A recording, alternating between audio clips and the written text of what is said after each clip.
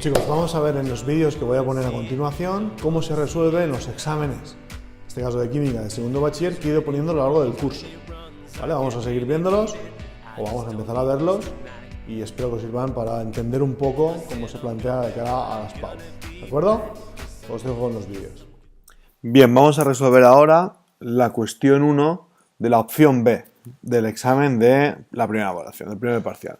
Bien, y nos dice que tenemos las siguientes tres especies y nos pide que deduzcamos la estructura de Lewis. De la misma forma que hacíamos en otros ejercicios similares, lo primero que tenemos que hacer es escribirnos la configuración electrónica de cada uno de los elementos químicos para poder deducir cuáles son los electrones que tiene cada uno de ellos en su última capa. ¿De acuerdo? A partir de ahí, pues ya actuamos de forma normal. Empezamos con el SO3 calculando la cantidad de electrones que tiene. ¿Vale? Vemos que tiene un azufre y vemos que el azufre en su última capa o en su último nivel tiene 6 electrones. Y vemos que el oxígeno tiene 3 oxígenos que también tienen 6 electrones cada uno. Con lo cual tendremos que colocar 6 electrones por aquí 18 electrones, más las dos cargas negativas. Esto hace un total de 26 electrones, que son 13 pares. Bien, ¿cómo colocamos ahora? Bueno, pues átomo central, el más electropositivo o el menos electronegativo, conectamos los oxígenos, ¿de acuerdo? Y ahora le ponemos los electrones de forma que al más electronegativo le corresponden primero y después al más electropositivo hasta completar la regla del octeto. Como veis, tenemos 3, 4, 5, 6 pares, 7, 8, 9 pares, 10, 11, 12, y me falta uno que vendría aquí. ¿De acuerdo? Esta sería una primera estructura, ¿vale? Ahora tendríamos que calcular primero comprobar que cumple la regla octeto. Vemos que tiene 4 aquí, 4 por 2 son 8, 4 por 2 8, 8 y 8, con lo cual todos los átomos cumplen la regla del octeto. Y lo que tendríamos que calcular ahora son las cargas formales de cada átomo. ¿De acuerdo? Vemos que en esta estructura el oxígeno, las cargas formales se calculan como electrones en la configuración menos electrones en la estructura, ¿vale? Esa sería la forma de calcularlo. Vemos que el oxígeno en la configuración tiene 6 electrones y en la estructura cada uno de ellos tiene 7 electrones, con lo cual las cargas formales de los oxígenos serían menos 1. Y vemos que el azufre tiene 6 electrones en la configuración y en cambio en la estructura tiene 3, 4 y 5. Es decir, más 1. Si colocamos las cargas formales encima de cada átomo, vendría menos 1 aquí, menos 1 aquí, menos 1 aquí y más 1. Bien, en la mayoría de compuestos en los cuales nos aparezcan cargas formales negativas y positivas, podremos mover los pares de electrones para que desaparezca esa carga formal, digamos, de distinto signo.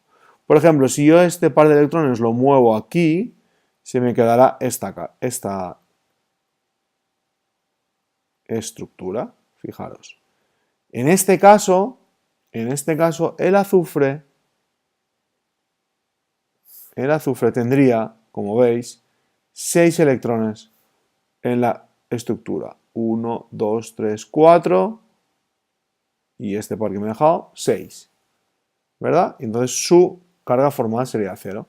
Y el de este oxígeno, 1, 2, 3, 4, 5 y 6, también sería 0. ¿De acuerdo? Con lo cual esta estructura es más aceptada que la estructura anterior. Este sería menos 1, 0 y 0.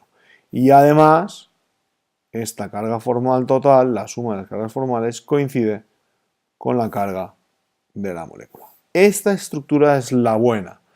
Y a poco que vemos o tengamos un poco de vista, vemos que este doble enlace puede estar aquí o puede estar aquí. Con lo cual obtendría lo que se llama un híbrido de resonancia, que tendríamos este híbrido de aquí. Aquí una, y en este caso el doble enlace vendría aquí a la derecha,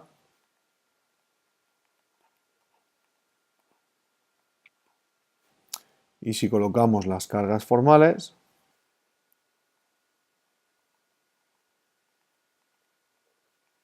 Con lo cual, la estructura es lo que se dice un híbrido de resonancia de estos tres, que podemos colocarla tal que así. En donde el doble enlace resuena en estos tres. Es decir, que la estructura es un híbrido de resonancia que presenta un carácter del 33%, ¿vale? 1 de cada 3, 33%, de doble enlace. Esto habría que colocarlo, ¿de acuerdo? ¿Sí? Muy bien. Pues vamos a seguir, pero bueno, antes de seguir, una cosa que se me había olvidado es, que me imagino que alguien se ha preguntado, pero escúchame, este átomo de azufre no cumple la regla de Octeto. Si os fijáis, tiene 1, 2, 3, 4 y 5 pares, por 2, 10 electrones. ¿Por qué no? Porque se trata de una estructura hipervalente, en donde el exceso de electrones que tiene el átomo de azufre se coloca en el orbital 3D, que aunque no lo hemos colocado aquí en su configuración, existe el orbital D en el nivel 3, y ese exceso de electrones se puede colocar en este orbital 3D. ¿Sí? Ahora sí que habremos respondido a todo lo que tiene que ver con la estructura de Lewis del SO3. Bien, vamos a la siguiente estructura de Lewis que me piden, que es la del tricloruro de fósforo. Bien, igual que hemos visto antes en las configuraciones electrónicas, para el fósforo tenemos que por cada fósforo disponemos de 5 electrones, y esto era 5 electrones. Y después tenemos 3 cloros, es decir, que por cada cloro tenemos 7 electrones, ahora un total de 21 electrones. En total, 26 electrones que los tengo que colocar, que son 13 pares. Bien, pues como antes, colocamos el átomo central, el más electropositivo o menos electronegativo, y a su alrededor el resto de elementos químicos unidos mediante un enlace. Vemos que tenemos 1, 2 y 3, 4, 5, 6 pares, 7, 8, 9 pares, 10, 11, 12 y el que me sobra 13. Todos cumplen la regla del octeto y tendremos que calcular las cargas formales, que se calculaban, recordamos, electrones en la configuración menos electrones en la estructura. Bien, ¿qué tenemos? Que para el fósforo tiene 5 electrones en su configuración y 1, 2, 3, 4 y 5 electrones en la estructura. Esto es una carga formal 0. Y el cloro, que tiene 7 electrones en la configuración y 7 electrones en la estructura, carga formal 0. Con lo cual la carga formal de cada uno de los átomos que forman el tricloruro de fósforo es 0. ¿Sí? Ya veis que esta es bastante sencilla. Vamos a la siguiente, que sería el hexafluoruro de azufre. Antes hemos hecho el tricloruro de fósforo, el hexafluoruro de azufre. Bueno, vemos que tenemos un azufre, es decir, 6 electrones cada uno, serían 6 electrones. Tenemos 6 flúors, 6 por 7 cada uno serían 42 electrones. En total hacen 48 electrones que tengo que colocar, que son 24 pares. Bueno, colocamos el átomo central del azufre y los 6 flúors a su alrededor. Y de la misma forma que antes, colocamos el resto de electrones, hasta los 24 pares. Ya hemos colocado 6, 7, 8, 9, 10, 11, 12, 13, 14, 15, 16, 17, 18, 19, 20, 21, 22, 23 y 24. ¿De acuerdo? Esta sería la estructura del hexafluoruro de azufre. Bien, igual que antes hemos visto que el azufre, en este caso tiene 1, 2, 3, 4, 5 y 6 pares, es decir, 12 electrones, excede con mucho la regla de octeto, pero, como hemos visto, se trata de una estructura hipervalente porque el azufre puede saltarse la regla del octeto por exceso, ya que los electrones sobrantes se quedan en el orbital 3D, que lo tiene vacío. ¿De acuerdo?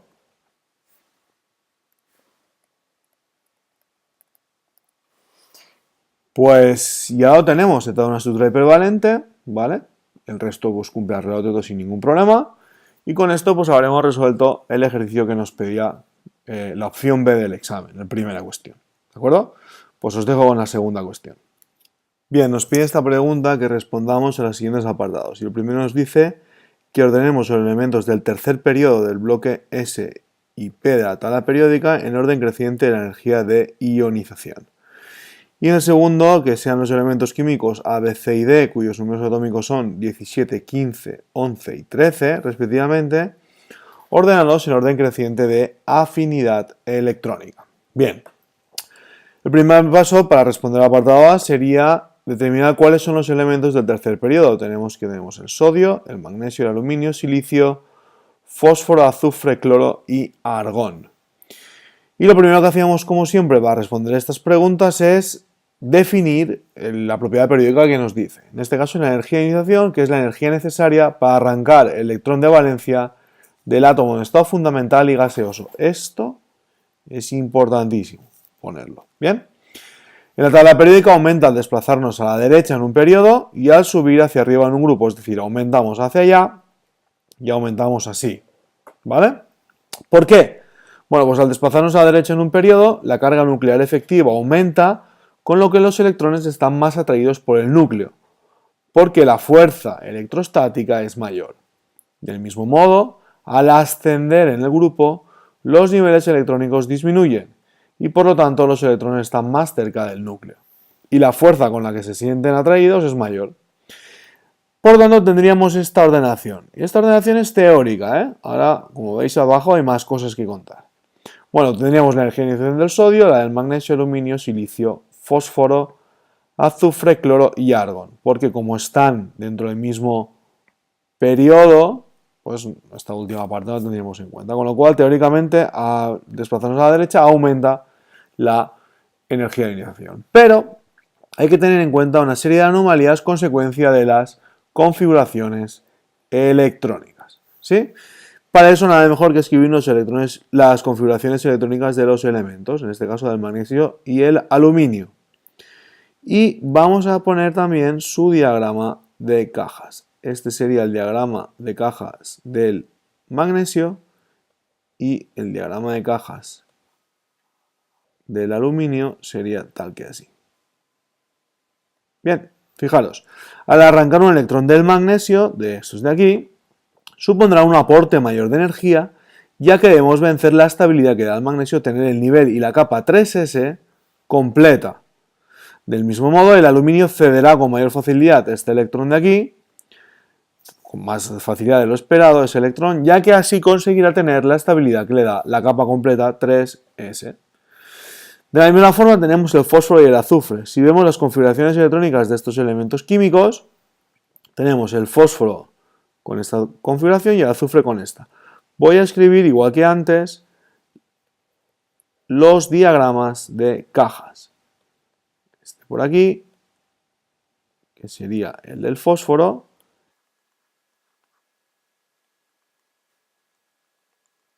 y este que sería el del azufre. Bien, para el átomo de fósforo, como vemos, presenta una configuración en la que la capa 3p es una capa semillena y este le confiere estabilidad. Es por ello que al arrancar un electrón p del átomo p, de fósforo, deberemos aportar más energía que la que inicialmente cabría esperar. Claro, porque tenemos que vencer esa estabilidad de capa semicompleta. Sin embargo, el azufre tiene más facilidad para perder el electrón de valencia, ya que al perderlo obtiene la estabilidad de capa no completa, sino semicompleta. Así pues, la ordenación correcta sería la que tenemos aquí. Energía de ionización del sodio, la del aluminio, veis aquí hay un salto, aluminio-magnesio, silicio y aquí está otro salto entre el azufre y el fósforo. No cabe decir que la energía de iniciación del gas noble, en este caso del argón, es la mayor de todas, porque además de tener la capa completa, tiene el nivel completo, con lo cual arrancar un electrón de ahí costará muchísimo. ¿De acuerdo? ¿Sí? Bien, vamos al apartado B. Bien, en esta segunda cuestión nos pregunta por la afinidad electrónica. Igual que antes, vamos a definirla y es la energía necesaria para incorporar un electrón, ¿de acuerdo? Vemos aquí, para incorporar un electrón a la configuración electrónica de un átomo en estado gaseoso y fundamental. Puede aparecernos esto que es importantísimo, ¿de acuerdo? Bien, vamos a ver ahora cómo varía la tabla periódica. Sabemos que aumenta al desplazarnos a la derecha en un periodo, es decir, aumenta al irnos hacia en la tabla periódica, porque aumenta la carga nuclear efectiva y con ello la fuerza con la que se atraerán los electrones. De la misma manera, aumenta al subir por un grupo, porque los electrones de valencia están más cerca del núcleo y se sienten más atraídos. Bien, lo primero que tendremos que hacer para contestar a la pregunta es ubicar a los elementos que nos dicen. Y para eso, pues, qué mejor que las configuraciones electrónicas, que las tenemos aquí.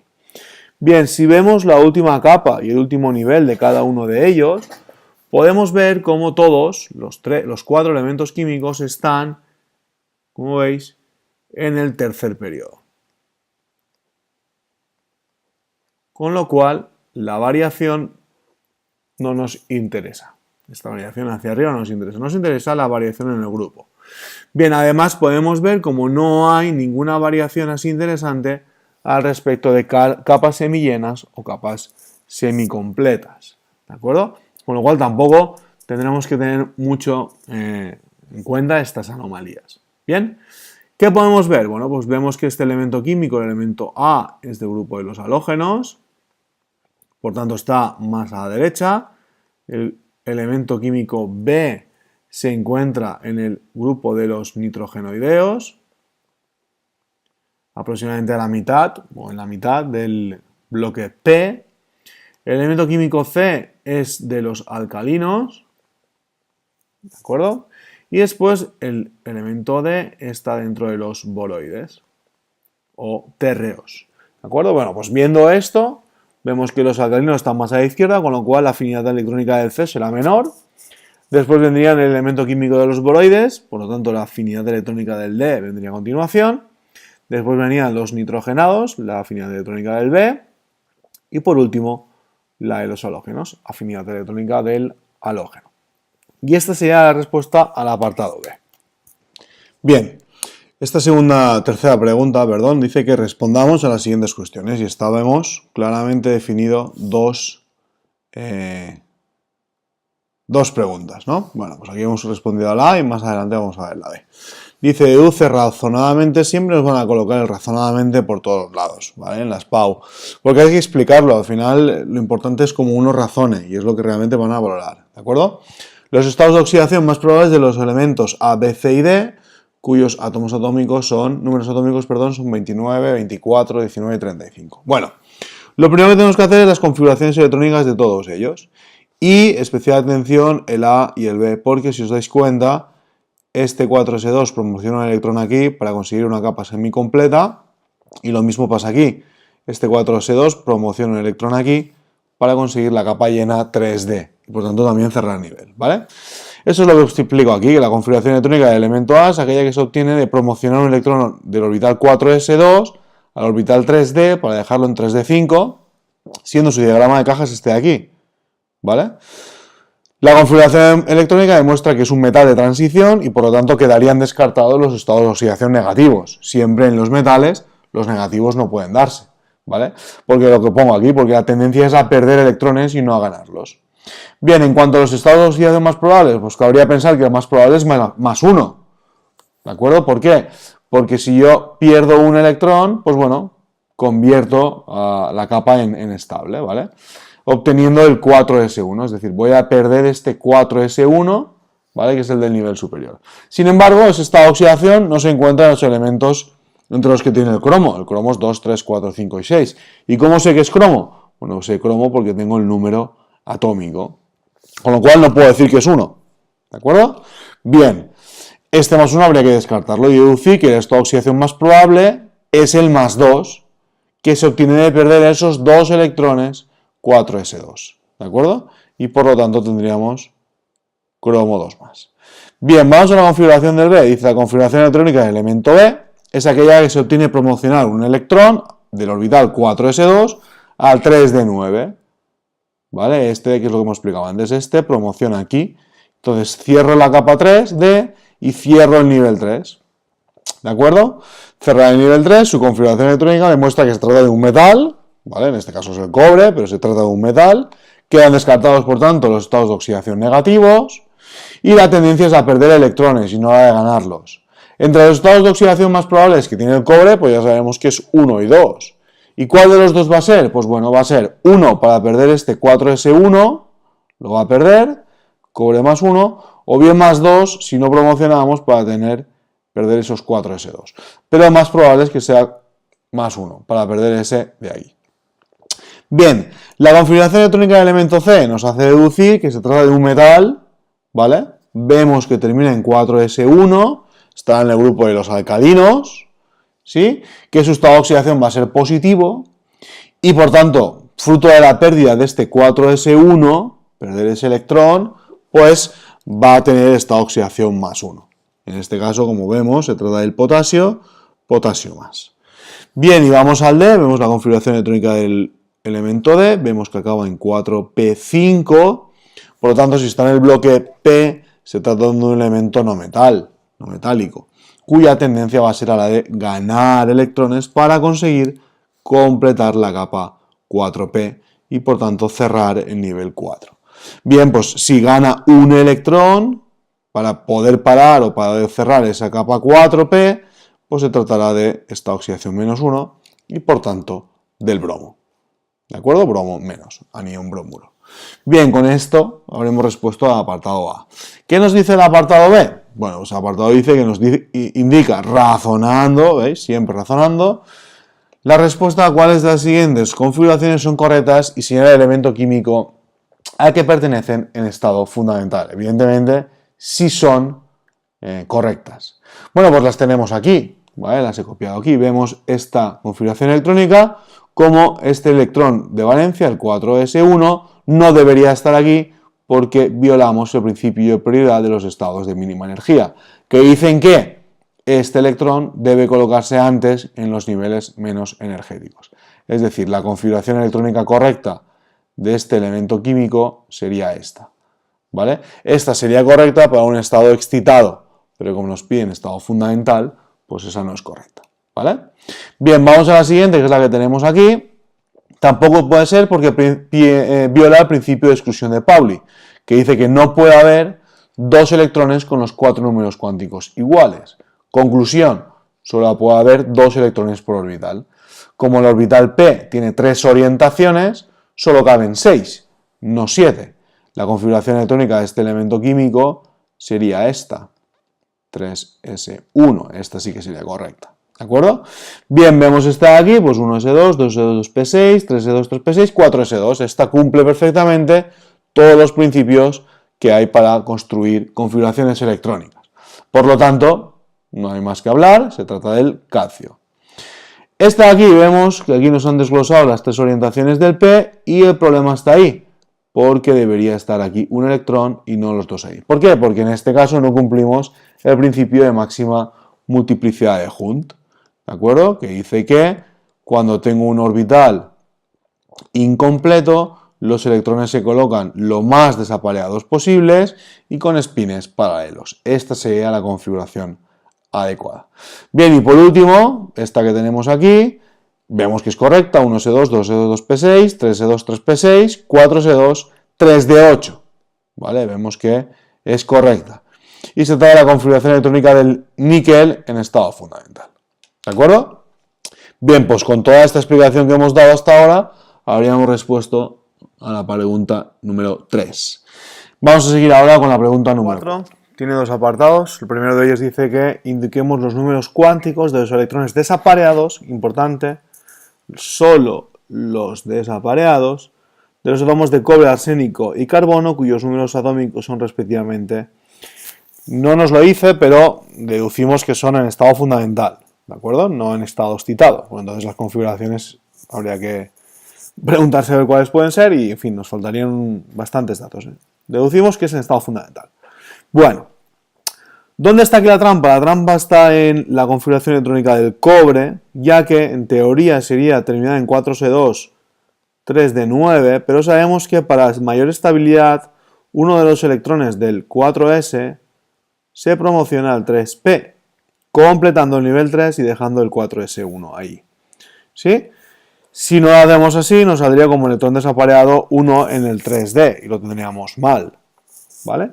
Por lo tanto, el electrón desapareado aquí es el 4s1, con lo cual sus números cuánticos sería n igual a 4, el segundo como es ese sería 0, el siguiente también sería 0 y el último podría ser más un medio o menos un medio. Este sería para el cobre. Para el arsénico tendríamos que fijarnos, hacer un diagrama de cajas del 4p y vemos que tenemos los electrones colocados así. Bueno, pues tendríamos un 4 en la primera número cuántico, el segundo sería un 1 y ahora tendríamos que poner distintos m sub l, ya que según el principio de máxima multiplicidad de Hund, cuando un átomo tiene un orbital que no está completo, los electrones se colocan de forma que estén lo más desapareados posibles y además con los espines paralelos, es decir, aquí ahora vendría para todos un medio. También podríamos poner menos un medio, eso sí, para todos el mismo. Y por último, para el átomo de carbono, pues vendríamos más o menos lo mismo.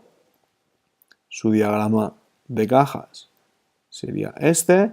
Y tendríamos que nivel principal 2, el siguiente 1, perdón, número cuántico principal 2, el siguiente sería un 1. Y ahora podríamos poner este, por ejemplo.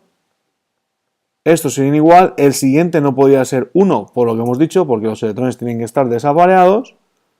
Pues vamos a colocar el 0. Podría ser el menos 1, no pasaría nada, pero el número cuántico de spin sí que tiene que ser el mismo. ¿Sí?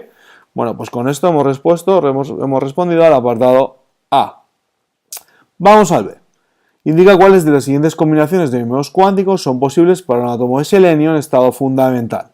Bien, lo primero que tenemos que hacer es escribirnos la configuración electrónica del selenio. ¿Vale? Si nos fijamos, la del arsénico es 33, la del selenio que es 34 será 1 más, con lo cual acabará tal que así.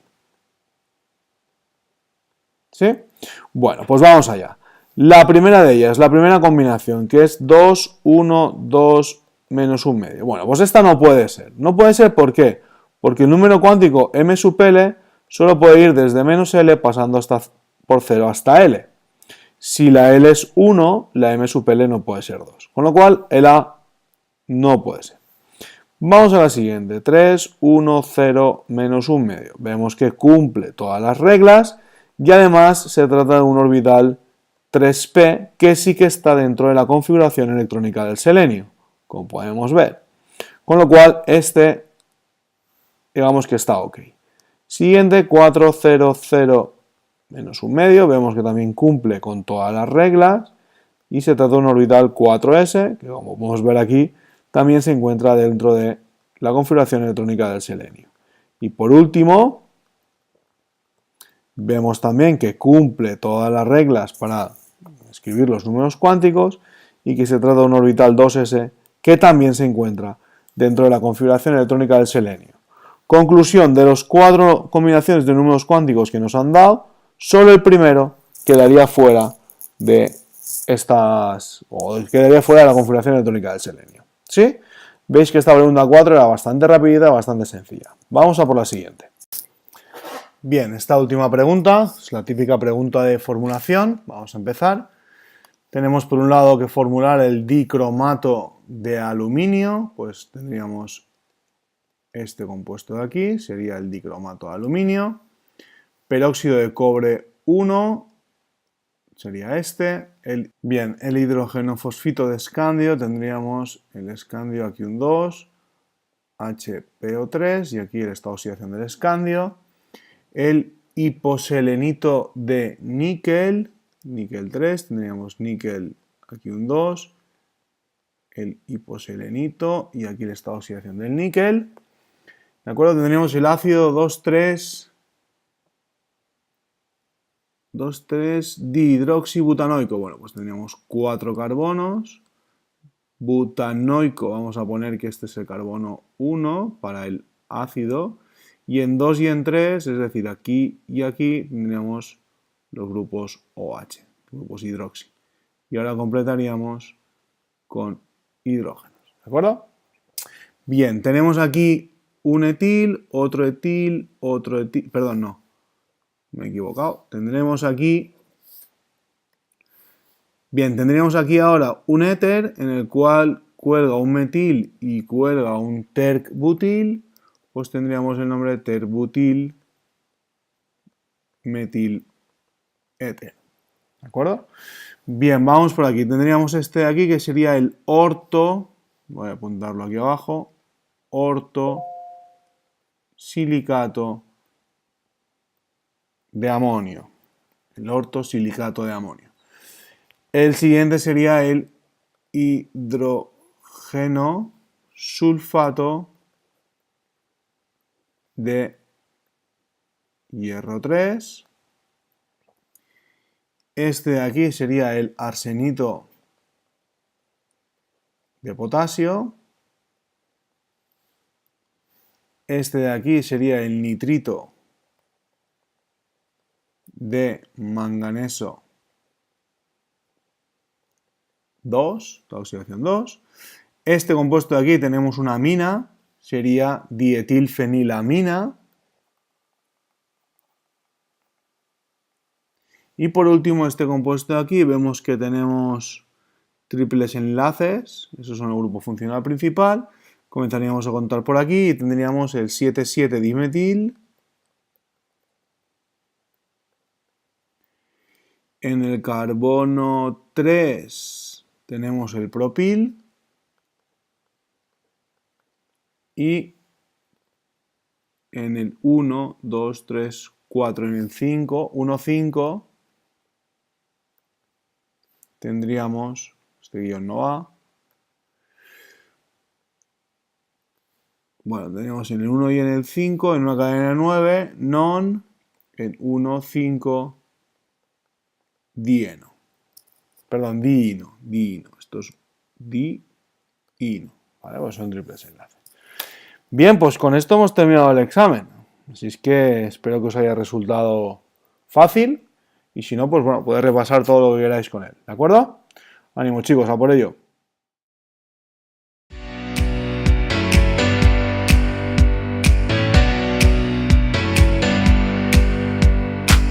Now here it comes, I don't wanna see it tonight. 'Cause when it runs, I can't really beat it. I just don't need this tonight.